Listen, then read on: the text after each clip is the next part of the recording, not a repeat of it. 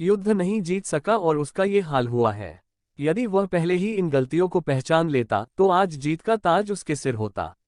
श्री कृष्ण ने सहजता से दुर्योधन से उसकी उन 3 गलतियों के बारे में पूछा तो उसने बताया। पहली गलती यह थी कि उसने स्वयं नारायण के स्थान पर उनकी नारायणी सेना को चुना। दूसरी गलती उसने ये बताई कि अपनी माता के लाख कहने पर भी वह उनके सामने पेड़ के पत्तों से बना लंगोट पहन कर गया। तीसरी गलती ये थी कि युद्ध में आखिर में जाने की भूल की। यदि वह पहले ही जाता तो कई बातों को समझ सकता था और शायद उसके भाई और मित्रों की जान बच जाती। श्री कृष्ण ने विनम्रता से दुर्योधन की यह सारी बात सुनी, फिर उन्होंने उससे कहा, तुम्हारी हार का मुख्य कारण तुम्हारा अधर्मी व्यवहार और अपनी ही कुलवधू का वस्त्राहरण करवाना था। तुमने स्वयं अपने कर्मों से अपना भाग्य लिखा। अर्जुन भगवान श्री कृष्ण के जीजा थे तो दूसरी ओर श्री कृष्ण दुर्योधन के समधी थे। अर्जुन ने श्री कृष्ण की बहन सुभद्रा से विवाह किया था।